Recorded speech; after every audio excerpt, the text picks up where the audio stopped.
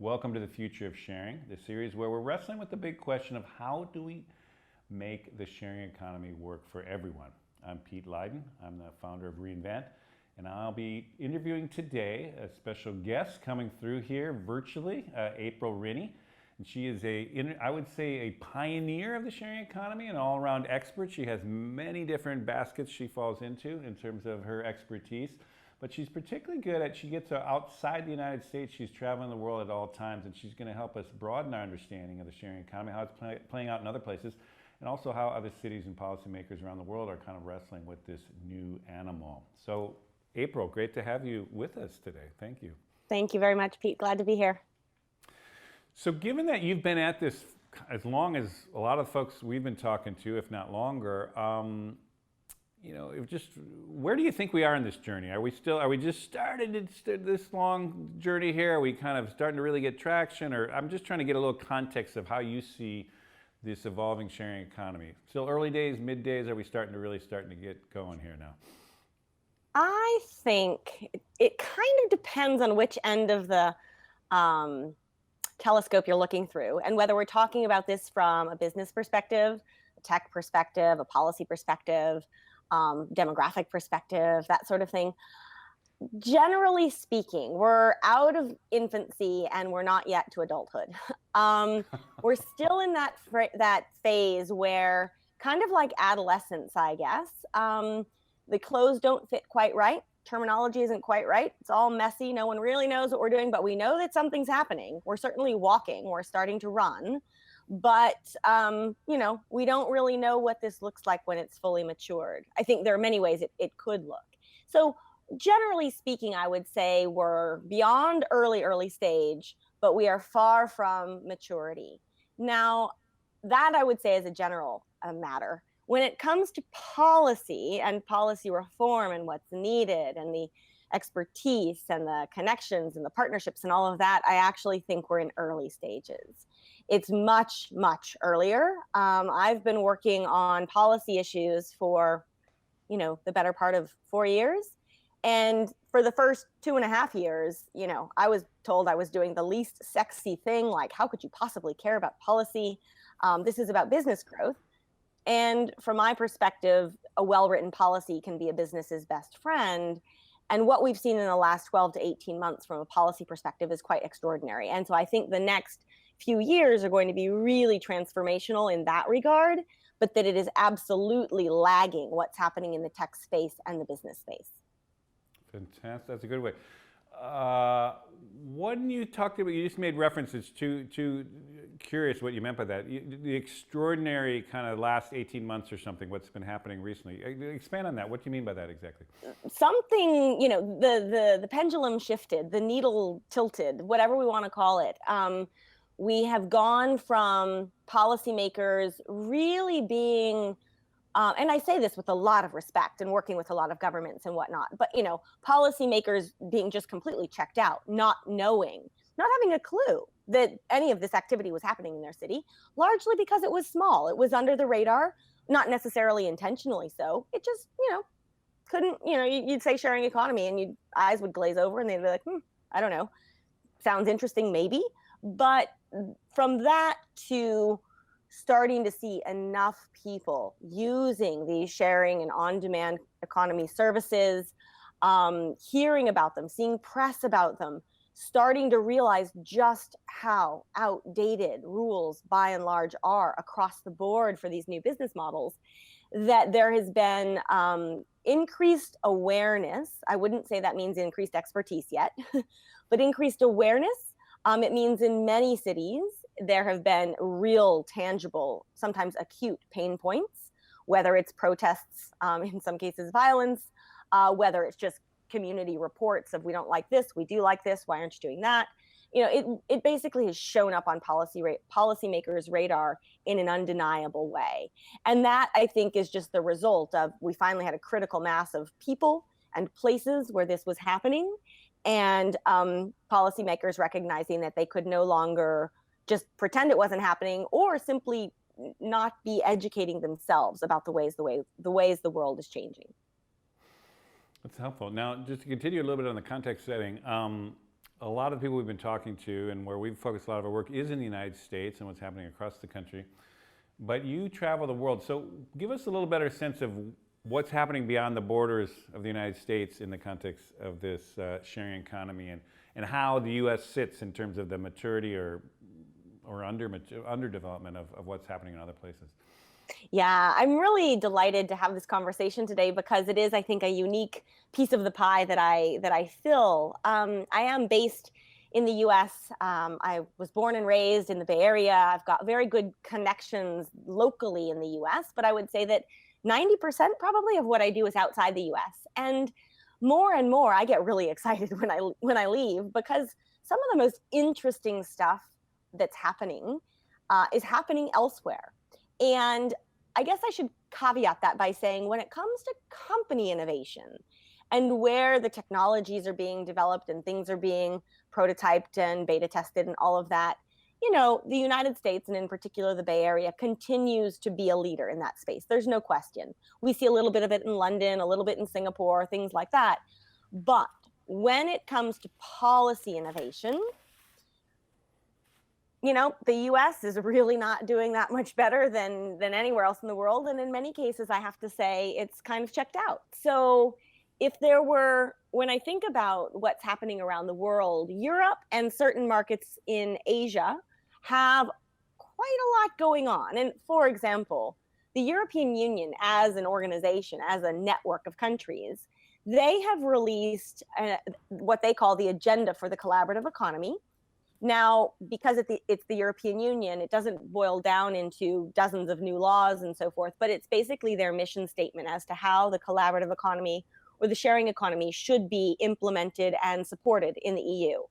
And it's the most forward-thinking, bang-on, you know, lightweight regulation. We do need to think about what this means for the future of the workplace. We do need to think about what this means for taxation, things like that.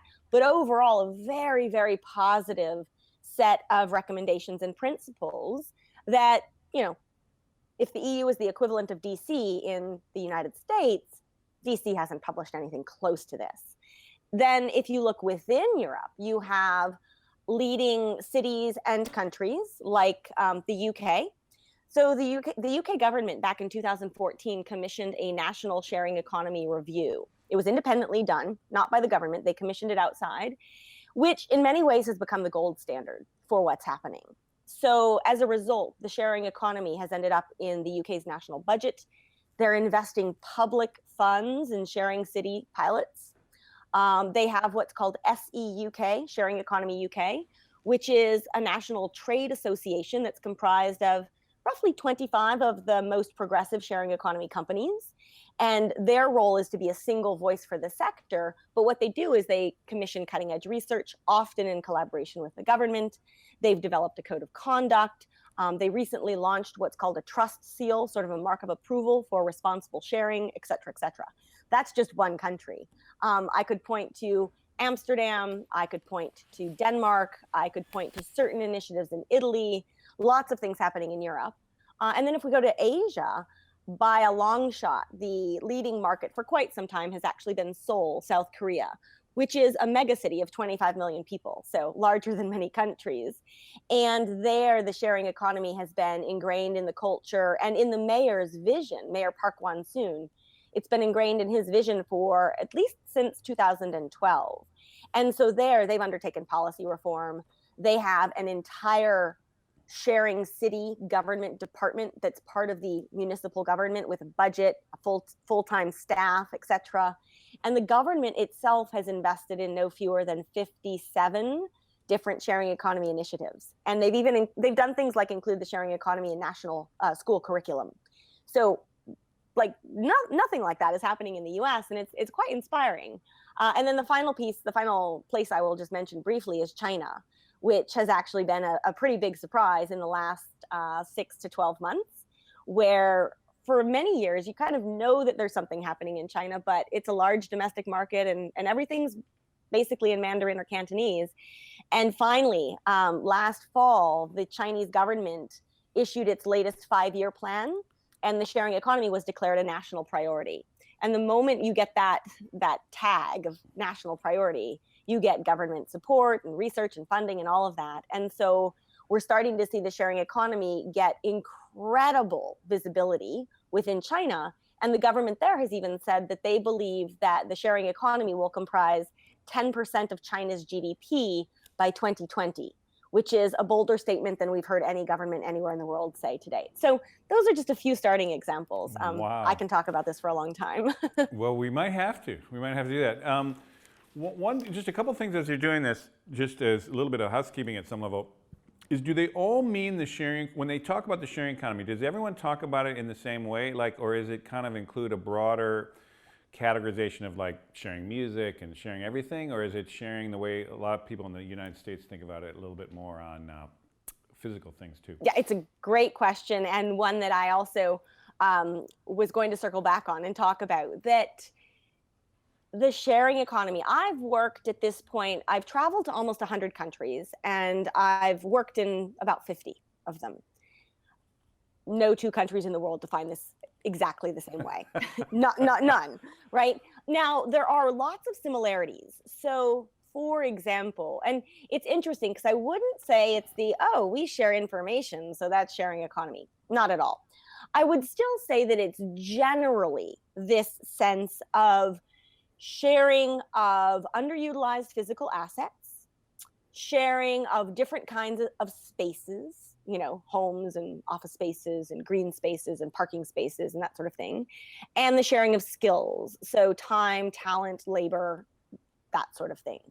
Broadly speaking, that's all within the remit of the sharing economy.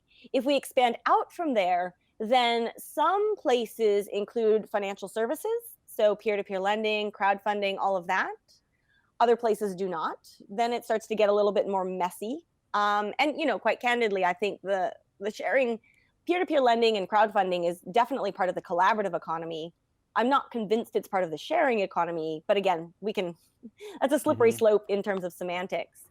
And then I would say that a place like China is admittedly taking a very broad view of this, where I would say they're looking at the sharing economy along the lines of what we in the United States would define as a combination of the sharing economy, the collaborative economy, and the on-demand economy. So they're looking at things like instant delivery, which I don't think we would typically consider sharing in the US, but in China it is.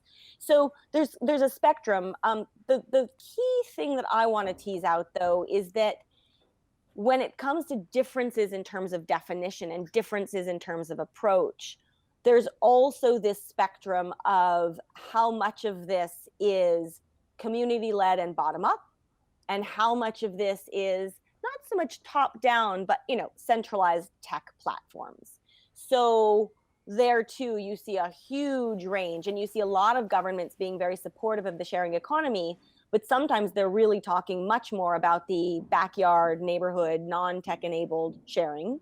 And other times they're really talking about the digital economy. Usually it's a blend of the two, but in some cases it's very, very bifurcated along that line as well.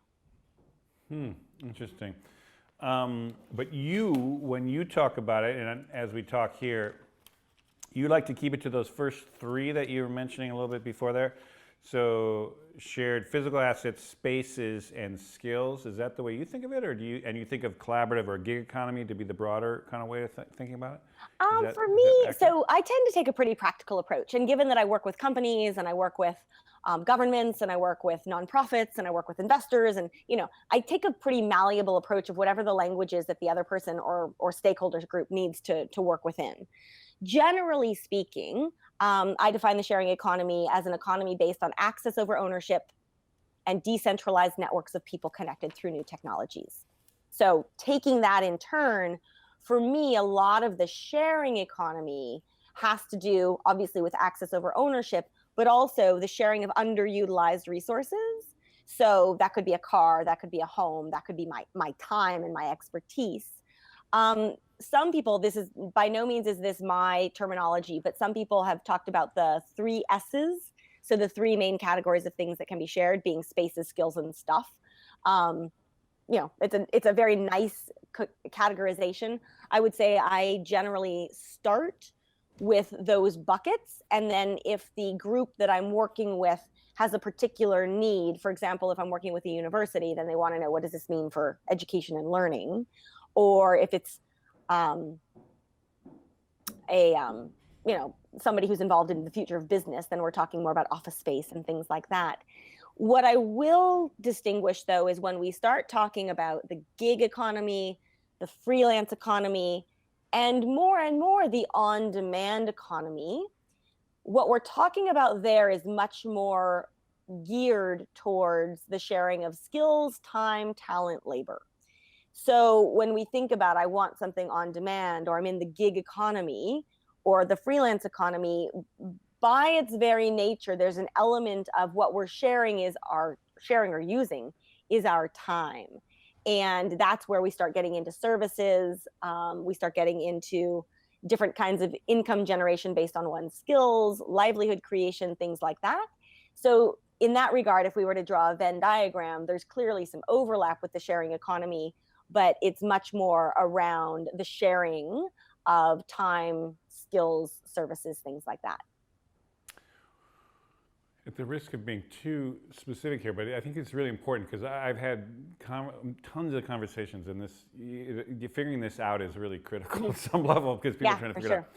So clearly, shared stuff and shared spaces totally get it, and everyone gets it's intuitive. But it does get muddy when you talk about skills. So when you think about skills, are you thinking about it? It's like an underutilized skill. So hey, I got a day job, but I have this skill that I don't get to do. So these platforms allow me to do that. Or what happens when that skill is your full-time job that you're just doing constantly in a gig kind of environment?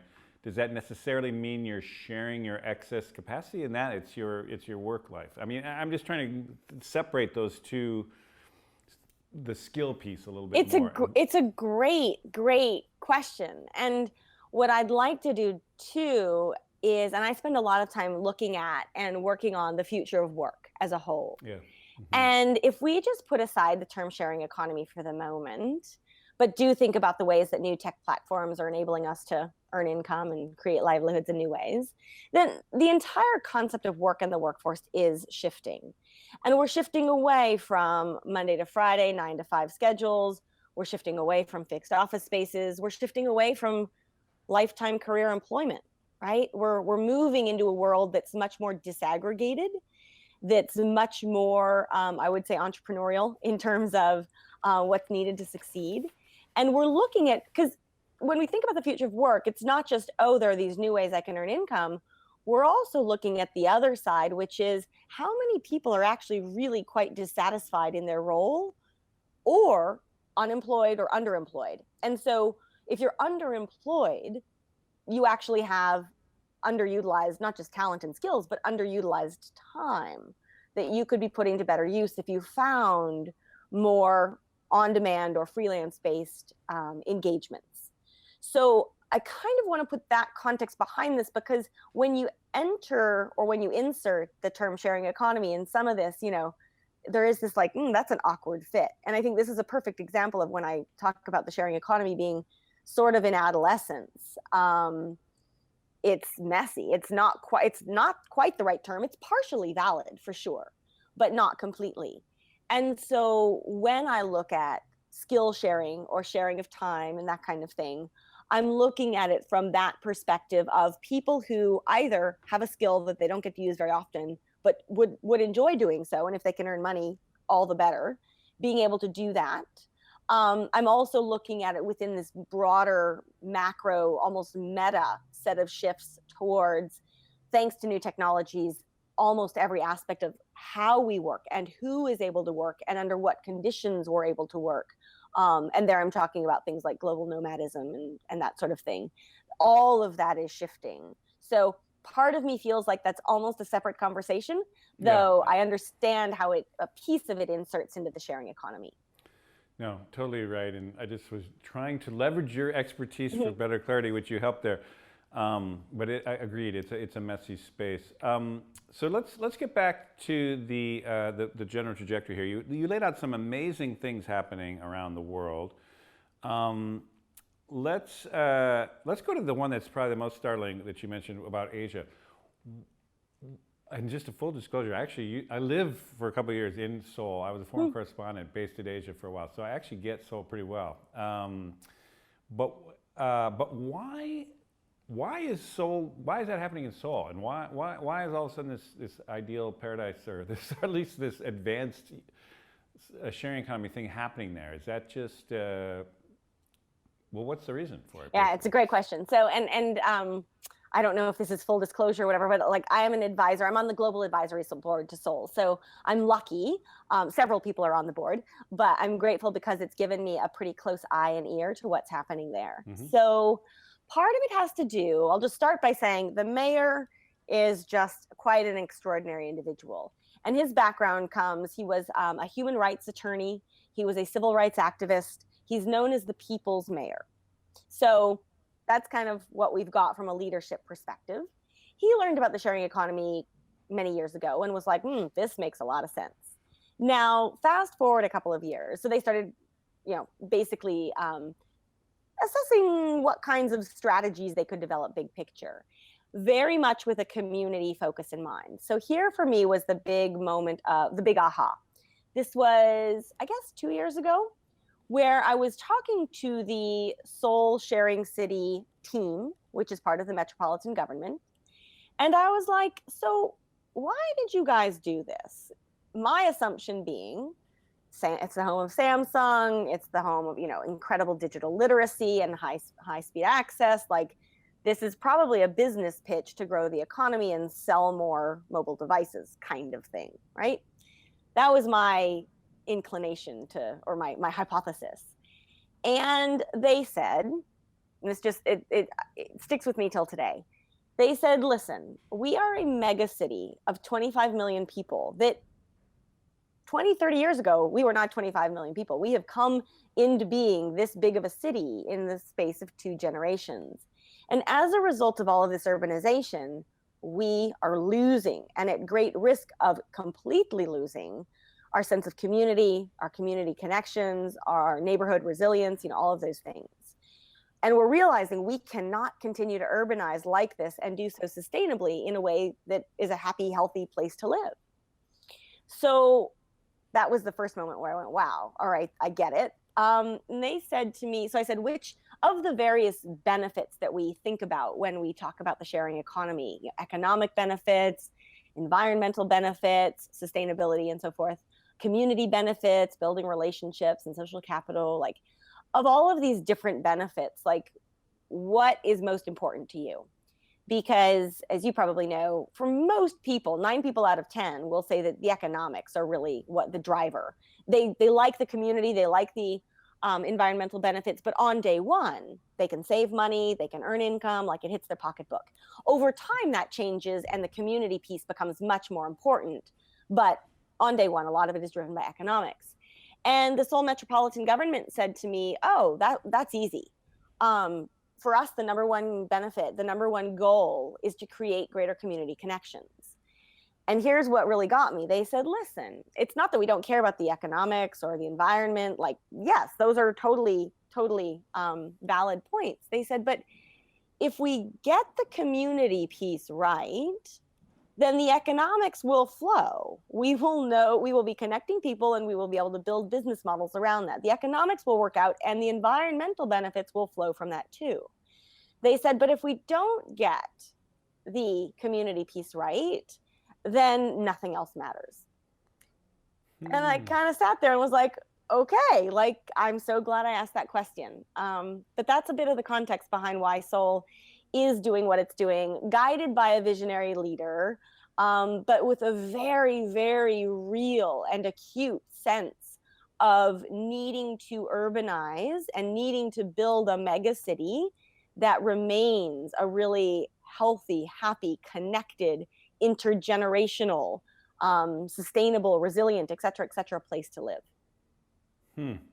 And now, I mean, it took his vision, took the beginnings here, but is it kind of becoming self-evident to a lot of people? And is it being accepted? Is it being like, okay, we don't have to keep selling it? I mean, where are they now in that process? It's a great question. And it depends on, again, which lens of the telescope we look through. That some would say the glass is half full, others would say it's half empty. Seoul is getting a lot of international press. It sort of is looked at as a leader for how bold they have been around some of their policy and strategic thinking.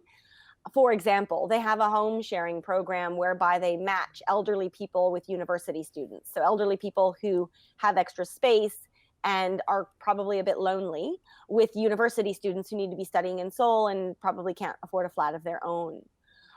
They have a transportation policy whereby it's called Transport Vision 2030, whereby the Seoul metropolitan government has stated that they plan to make private car ownership obsolete, and that's the term that they use, obsolete by 2030. So that every car in the city, people will continue to use cars, but every car in the city will be shared rather than owned. So they've really got like some very ambitious goals out there. Now, if you ask them how have they been successful or not, they've been very successful at planting these seeds. But if you ask them from the mayor to the team, everybody will say the number one hardest thing for them has been how long it takes to change people's mindsets that are really stuck and were socialized from an ownership society. And so young people, are largely adopting this kind of thing, but there is a big chunk of young people who are still very, very materialistic and want sort of conspicuous wealth. Older people tend to get it quite a bit, but again, it's the demographic that's broadly speaking the baby boomers that still have very much of an ownership mentality. And the team, I think you would ask them and they would say that they underestimated just how difficult it would be for a big chunk of society to change that way of thinking. So no, I mean, I think most people would give them a passing grade. I would give them more than a passing grade for their grit and their determination. But I think they're starting to realize too that to really realize the goals and the vision of the mayor probably is going to take the better part of a generation before we see, and I think this also relates to the percentage of people that are digital natives. Within a generation, the vast majority of the global population is digitally native. So, and is accustomed to finding. I think that for Seoul, they're able to ride on the coattails of that a bit, but yet to the levels of they want 100% awareness, participation, all of that. They're far from it, but they're also, I think, starting to settle into that, also that Asian mentality of we can build something over a generation, and they're planting the seeds that will bear more and more fruit each year that passes. Right. Well, even just what you laid out there, it's quite impressive because when I was there, again, this is going to date me, but it was when they were just democratizing. They had the early kind of economic miracle of the early 90s. And they also just had the Olympics, and anyhow, they were coming out to the world. And the symbol of making it in the middle class was, of course, having your car and having your house and your car, the classic ownership society kind of key things.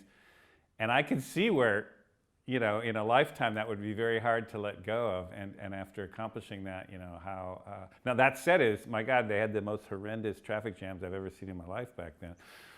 Because of that. But anyhow, so you could also see where they'd have to get beyond it. But it's, I think it's a tough thing. It's a cultural thing, as you mentioned. Yeah, and just a quick footnote on that. I think you're absolutely right. And a generation ago, in so many places in the world, I think a lot about cities in India as well, different ball of wax in terms of sustainability and so forth. But these cities that 20 years ago, still, they had not reached anything close to pressure points in terms of size, in terms of congestion, in terms of commutes and smog and all of these things, where in Seoul you still had very much, I think, maybe not a pioneer mentality, but this sense of like, build it and they'll come, like, let's keep growing, grow. And then there comes this point in time where you're like, oh my God, if we continue to grow like this, we become a very miserable place to live. You can't just keep piling people and things and cars into a confined geographic space and expect there to be the same quality of life. And so I think that reality has really come back to hit them hard. so to speak, and they're now trying to course correct. And it's interesting, though, to your point, there's this mindset shift, and I've spent a fair amount of time looking at like behavioral economics and nudges and that kind of thing. And it's interesting because on one hand, you can be like, we're just going to nudge you along and we're going to try to do public awareness campaigns that sharing is good and this and that. And then there are some people would say draconian, other people would just say like super smart policy moves that they can make. For example, not just the private car ownership being obsolete, but also in Seoul, they have amended their zoning law. I'm paraphrasing here, so maybe I don't want to say don't quote me on this, but like we need to do a little bit of fact checking. But roughly what the law says is that, a generation ago, you would determine how high you could build a building or a skyscraper based on the number of parking spaces that you could provide. So there was really, it was a proportional situation where you had to provide for cars before you could determine how much space for residential or commercial use you had.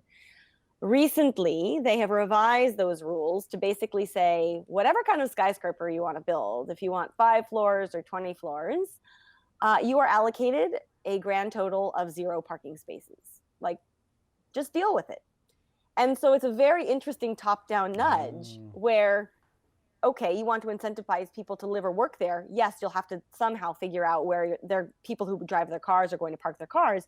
But probably what you're going to do is have a self-selecting group of people who want to use public transport, walk, bike. You're taking, I guess it's, the carrot and the stick, and you're taking a little bit of the stick approach there. But they're going to achieve their goals in that way by setting rules like that. Fascinating. Well, let's shift the focus to Europe. So got a little sense of Asia there and the kind of unusualness of Seoul in that case. But a lot's happening in Europe there, and why is that happening quicker than a lot of what's happening in the United States? I mean, interpret that development to us here in the States. Why Europe? Why now? Why these cities you mentioned, Amsterdam and others? Yeah.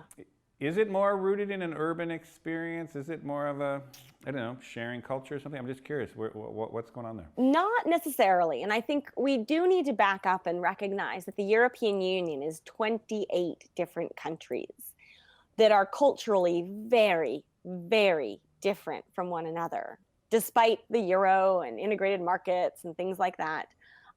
We've got Greece, and we've got Denmark, and we've got Poland, and we've got Portugal. And I mean, there's a whole lot going on. So, and these countries also have very different economic, political, social histories. Many of them have some kind of, today, many EU member states have a Soviet era connection. Others have, Protestant, Catholic. Others have strong labor unions. Of course, you've got the UK now undergoing Brexit. It's kind of a mess at that level in terms of the diversity. I shouldn't say a mess. It's just incredibly diverse, more so perhaps than we in the US are accustomed to seeing. So on one hand, from a policy perspective, there's a very real need as a condition of European Union membership and what the European Union stands for. One of the requirements of the European Union and why it exists is to harmonize policies and rules across countries.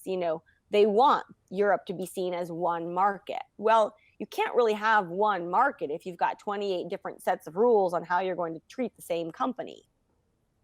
So part of the policy urge at the European Union level and why it's been quite proactive is that they have that very real, practical reality that they have to deal with.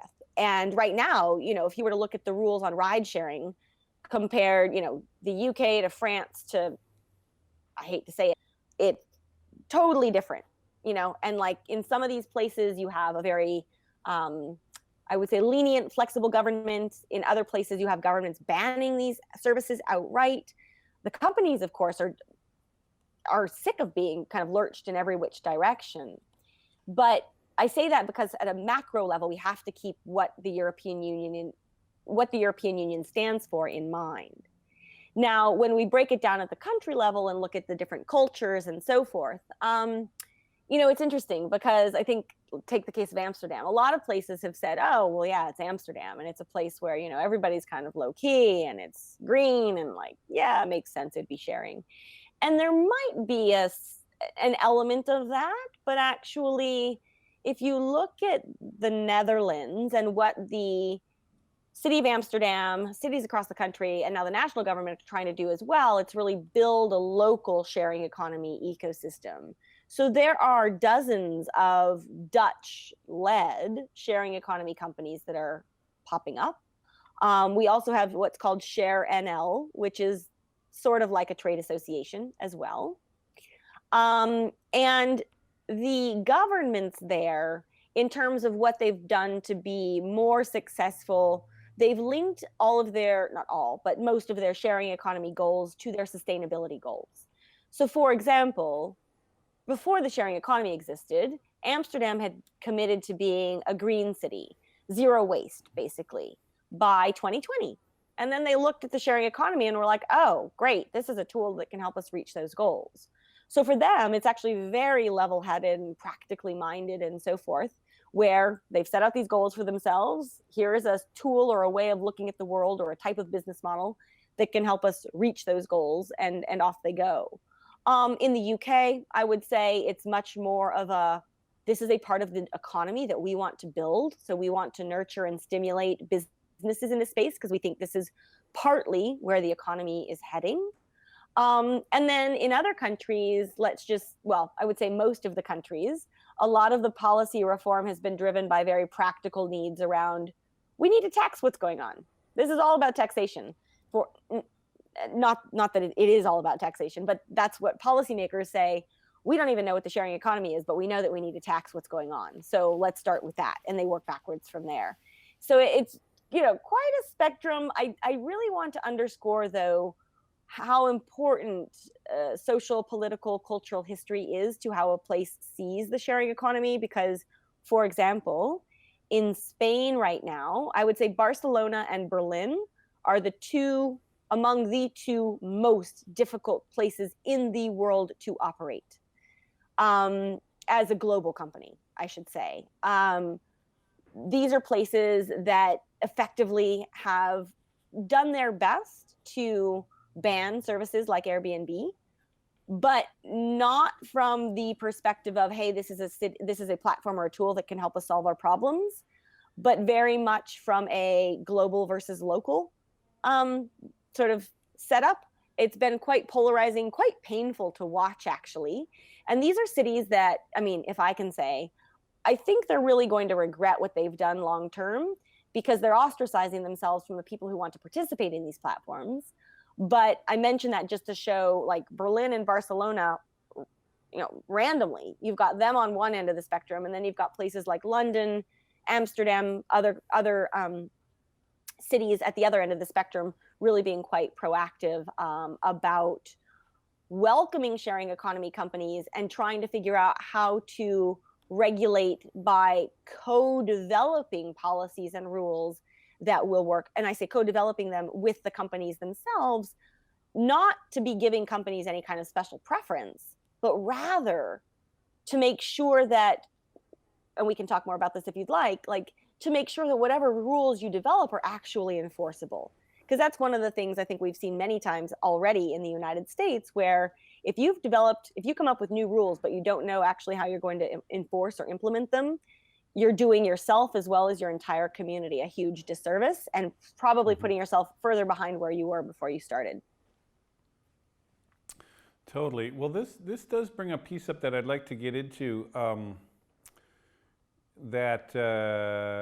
what does work. Like, what should cities be doing? And I do notice from your background that you authored, or you at least wrote, or somehow involved it at a pretty high level with the World Economic Forum report, How Can We Make the Sharing Economy Work Better for Cities? And in that, you had a kind of an approach that you had distilled down a kind of way for cities to start thinking about that. And that's a lot of what we're thinking about here in this series is that. So tell us a little bit about that report, maybe in your relationship to it, but also what had you learned with it, and maybe walk us through some of that.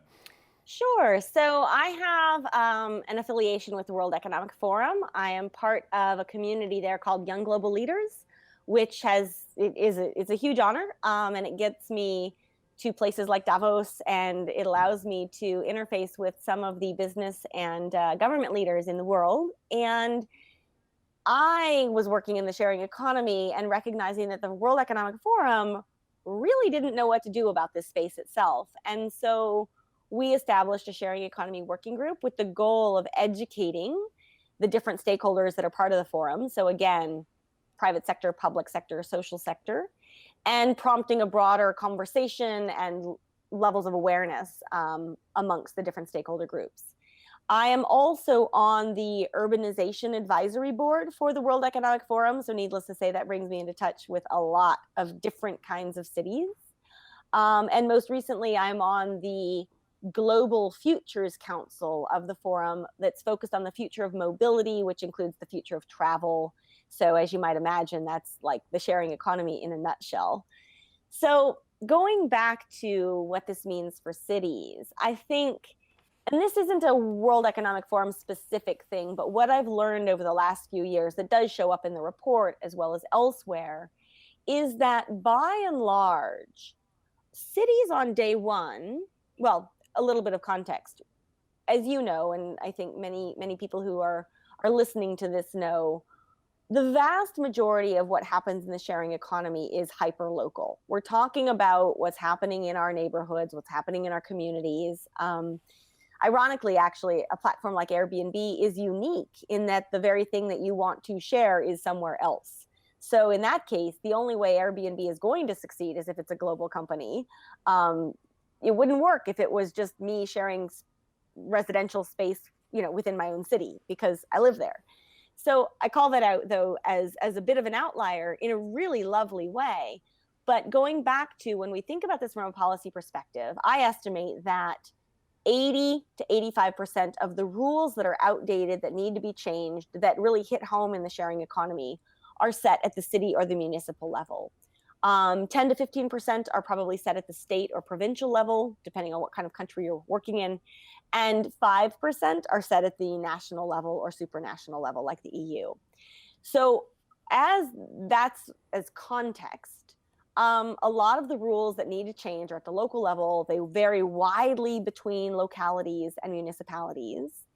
And going back to how I've approached this is that I have lost count at this point how many times I've had cities call me and they say, hey, we heard that you can help us. We're trying to regulate platform XYZ. We're trying to learn more about the sharing economy and so forth. Can we speak with you? And I'm always happy to speak with people like that. So I talk to them and let's just say I've got 5 or 6 people on the phone and they say, I'll just use the example of Airbnb. And they say, hey, we need to figure out how to regulate Airbnb. And I ask them, okay, how many of you regulators have used Airbnb? And I get radio silence. And I can't tell you what a dangerous recipe that is. If you don't know what you're looking at and you're trying to regulate something that you don't know how it works and you've never used it yourself, that is a very poor recipe for effective regulation. Now, I mention that because most of the time, and this relates to kind of the framework through which I work with cities and also just see this space in general. On day one, most regulators simply want to race straight to how do we regulate this? How do we regulate just solve this problem? And for me, I get that regulation is an important piece in the journey, but it actually is the end point. What you first need to do is make sure you clearly understand not just what you're looking at in terms of one particular platform, but how all of these different platforms are connected in different ways and help people, individuals in your city, in your community, meet their needs in new ways. So it's not just, how we purchase, it's how we work and how we travel and how we learn and how we eat and how we spend our money and how we raise our families. It's all of these different things together. And that policymakers really need to understand that bigger picture, because then they need to, what they really need to do is identify the goals that they have as a city, whether it's reduction of congestion, greater sustainability, increase dollars from tourism, whatever the case may be. Identify the goals and then figure out how can these sharing economy platforms help you reach those goals. And when you start looking through that lens, then you look at something like regulation, and your regulation is going to look different than it did on the day one that you called me and said, hey, we just need to solve this problem that we don't like. And so for me, there's a bit of reverse engineering that needs to happen in terms of mindset of policymakers. That's the kind of work that I often do, which is resetting, recasting, or reframing that conversation where we absolutely get to regulation, but you need to understand what you really need to regulate and what you don't. What are the risks that, thanks to new technologies, by and large, almost disappear, versus those new risks that emerge because of these new technologies, and try to develop the most lightweight yet flexible way of iterating on and improving regulations that are to be set moving forward. Yeah, I like this. And I think this is useful. I mean, I don't know, again, we might be putting this out of context, but you would boil it down to some basic words. Like, so you're kind of emphasizing the education process or the participation process, like getting people aware of how it works, policymakers, having them hopefully use the service or at least be aware of how it's used. And then you also raised this thing about partnering, though, and which you didn't mention in this little run-up here. Talk a little bit about that kind of piece of it, of the pie here, to understand how to solve it. When I look at the different approaches that policymakers can take to this space, I do often, and I don't think this is in the forum report, but it's another handy tool that I often use, sort of looking at the different buckets of engagement. And so the most basic bucket of engagement is education, raising the awareness, understanding what is the sharing economy. I mean, I hate to say it, but there are still quite a few mayors in the world that barely use email. They are not finding a ride through their phone. They are not booking on demand anything. You know, it's kind of medieval in some cases. We're getting better. But anyway, education is first. And that is almost a necessary foundation to anything that comes after that. Then related closely to education is actually research. So for policymakers to understand, before we go and set some regulation, let's make sure what goals we're trying to set or what goals we're trying to meet, what metrics we're going to use to calculate whether or not a policy is working, et cetera, et cetera. And so we see governments around the world investing in research efforts. And so the independent review that I mentioned in the UK, that's an example of research. I've worked in Greece with the tourism authority, as well as in Aruba and Sri Lanka. Like, I've worked with tourism authorities in these places to better understand what do they need to research so that they can better set goals and metrics and in turn regulations for this space. So there's education, there's research, there's partnerships, which gets really interesting because in my view, there's no better way for a government to learn about the sharing economy and directly benefit from it than through partnership. And partnership does not necessarily require regulatory reform. It may or may not be necessary, but I mean, for me, it's much more of like part of the onboarding runway that allows cities to experiment a little bit, test the sharing economy waters, get to know some of these platforms, and so on and so forth. And so partnership is yet another level of engagement. And then the next level is related sort of, again, to partnership, is just participation, which really relates to governments starting to look at sharing economy services as not only a way to meet their goals, but how do we think about the sharing economy when it comes to delivery of public services, when it comes to public procurement, when it comes to, Seoul is a great example, you know, they're putting the sharing economy first and foremost in their entire transportation strategy. So that relates to participation. And then the final piece, we've got education, research, partnership, participation, and then finally legislation and regulation. So actually, how do we set the rules around this space? How do we govern who can do what and up to what limits and all of that? And in fairness, like those are 5 different kinds of activities, but I find I've listed them from most foundational and kind of easy to the most sophisticated and demanding. But all of those things, and any given government can be doing all 5 things at once in some degree. But those are that's part of the lens by which I look through and guide cities based on what they're trying to achieve and what they know on day one, which of those 5 different kinds of activities is most appropriate in the short term, medium term, long term. One final question in this, though. Is there at this stage an emerging body of best practices or generic legislation or generic regulations that cities can go to, or are we still too early in the process? Is it something that we're trying to sort out and there's here and there? Or another way to think about it is, does it have to kind of become localized at some level and more particularized? Or is there a place to start from just, hey, let's take that idea of how to, deal with car sharing and that kind of thing? Any thoughts on that? Great question, and something that I've been calling for, and I think increasingly many others have been calling for years. So on the one hand, what I can say is there is no one regulatory framework. There is no one set of best practices. A lot of people think there are. There's not, and that relates also to the fact that the needs of a big mega city like Seoul are going to be different than a small village in Iceland that is still trying to figure out what does the sharing economy mean for tourism and daily life. But different needs, urban versus rural, level of economic development, that sort of thing.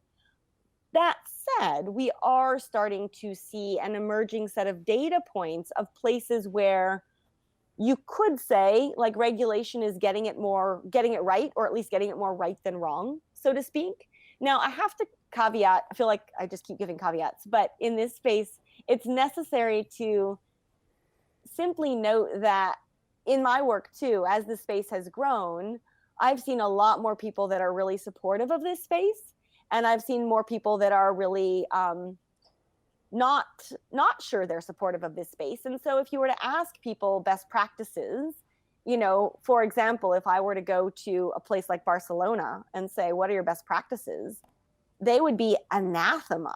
Very, very different best practices than if I went to a Seoul or to a London or something like that. So it has to do with, at the end of the day, there is a piece around local versus global. There is a piece around what of this is going to be monetized versus not monetized. Is this more about technology and transactions, or is this more about community and relationships? Depending on which of those levers we put first and foremost, you will get a different flavor, so to speak, of best practices. Now, that said, a couple of things that I will say, these are my opinions, but based on working in a lot of countries and a lot of different contexts. On day one, you want to err on the side of being as lightweight as possible as you can be with regulations, not totally checking out of them, but looking at this as a way where in the early stages, you need to provide a runway for the kind of innovation, the kind of new business models that are going to be key to the future economy to emerge. If you regulate too much too soon, you kill the very innovation that you're seeking to support. You also do want to balance local and global needs. And what I find really interesting is that global companies absolutely want to encourage and exist alongside local companies. They often are in a very difficult position of doing so because they're treated as some kind of other entity. But I do think that from a policymaking perspective, prioritizing even, or at least paying really clear attention to local sharing economy needs and getting the input of local companies and that sort of thing, really important, and something that by and large, most governments aren't doing that much of, is also really, really important. And related to that, I think getting community input, where a lot of regulators very rarely get much community input before they pass new laws. We're starting to realize that that's a very bad strategy, but can't overemphasize that enough as a sort of best practice. Now, I could talk about, I think it is important to note, if we're looking at transportation or accommodation or labor and skill sharing, within any of those verticals or any of those activities, there is a more specific set of best practices and principles that I could walk you through, but that's probably more detail than we have time for today. That is true. In fact, we're getting towards the end here. So what I'd like to kind of close, but that's very helpful generally, and at some point maybe we'll drill down. But I'd like to end with more going back to the goals that you mentioned. We've been kind of in the weeds here on, regulations and how to make it all work. But let's talk about this sustainability piece. It's a piece I know you've been interested in working in for a long time. But as we kind of ratchet up, climate change starts kicking in, we're seeing all these environmental pressures on various fronts. How do you talk about the benefits to the sustainability and the environment about the sharing economy, and what's the best case if you had to make the case to people running cities and trying to wrap their head around this and try to understand that, oh yes, and we got climate change and things we got to deal with. How do you talk about it? What's your kind of argument or your case? So when it comes to sustainability, the place where I typically start is one of the sort of foundational principles of the sharing economy, in my view, which is resource underutilization. So anytime that we have an underutilized resource, or whether that's individual or in a family or at the societal wide level, that is a waste. That is a less sustainable situation. What we're trying to do with the sharing economy and related efforts is keep assets in motion amongst more people, using them more efficiently, but also, whether we're looking at this in terms of production or consumption, using resources more efficiently, more sustainably. In some cases, producing less, producing fewer things, but keeping those assets in constant motion. So we can talk about what that means in terms of we need to design for durability and design for sharing and that kind of thing. But when you think about the fact that the classic case here being the car, if a car sits parked 23 hours a day, it's 95% inefficient. One very small tweak, which is keep more of those cars in motion more of the day, thereby reducing the need for everyone to have a car that's sitting there for 95% of the time. Right there, we start to whittle away at issues, whittle away at arguments for sustainability.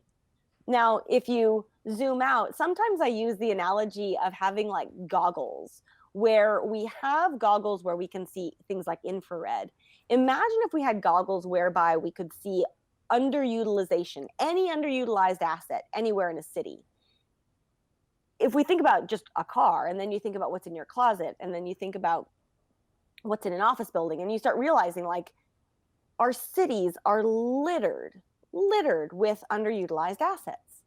If we could identify that underutilization and then start putting those assets into better use at a macro level, you start seeing a very real material effect on sustainability. Now, we're not at the point yet where we can do exactly what I just described, but we're on the path towards that. And so for me, when we think about sustainability, and I'm assuming we're talking about environmental sustainability here, we could be talking about financial or community and social as well, separate conversation. But when we start thinking about it from that perspective, cities start realizing they could have a material boost in their sustainability or reduction in their inefficiency of resource management almost overnight if they put some of these assets into shared use.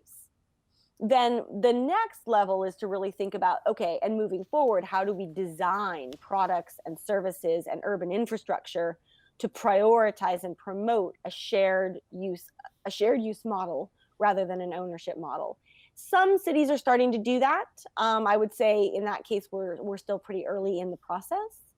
But that's basically, where I start the conversation around underutilization, efficiency, and some very real practical day-to-day examples of how, without having to actually invest money that we don't have or have technology that hasn't been invented yet, like these are all eminently solvable, actionable opportunities today, that it just requires, again, that change of mindset.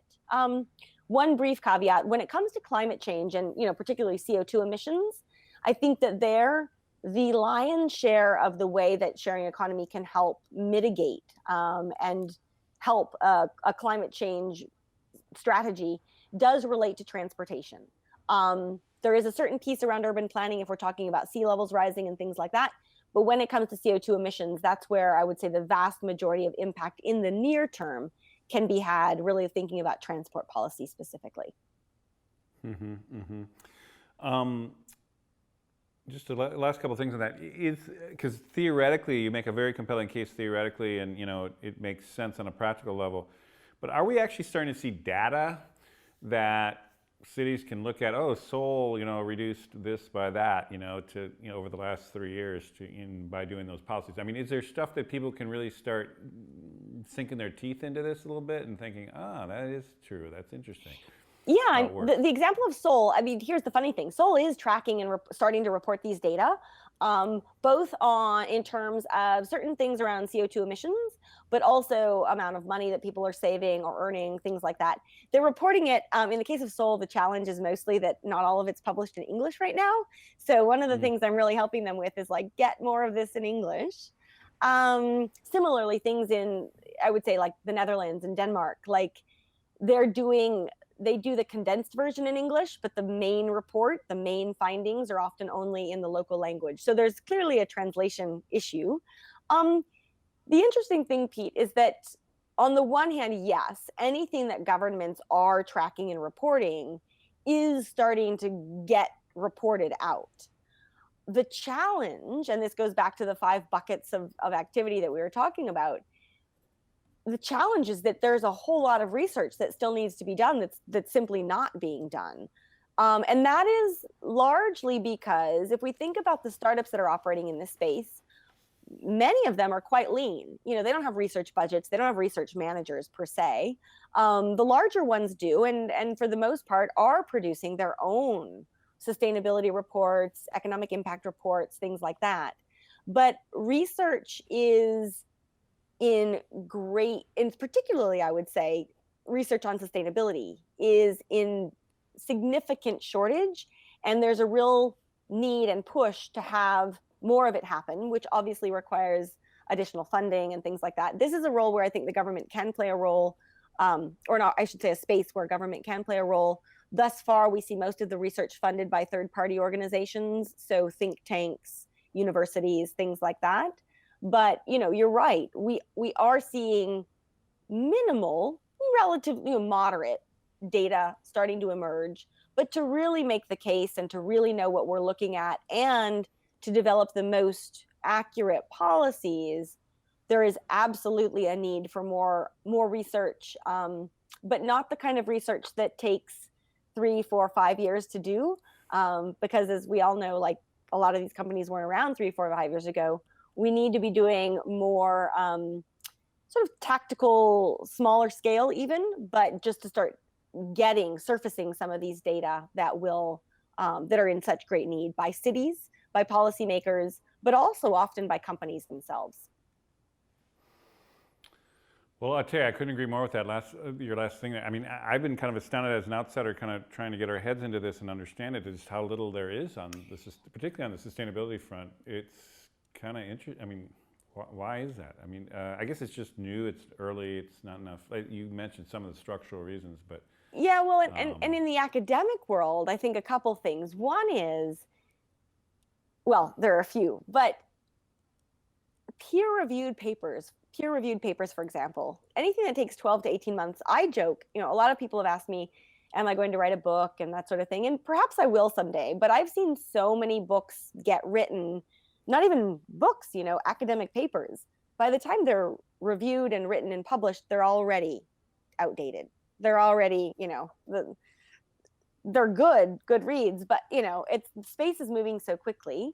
that I Yeah, think when it comes to agreed. anything that's peer reviewed or academic, certainly academia where they're trying to build their career on this, it becomes very difficult to keep up with the older academic arrangements around publication. Similarly, if we think about, I think there are an enormous number of graduate students and undergraduates who are studying this, which is awesome. I've advised different papers and that kind of thing. So the younger cohort for sure.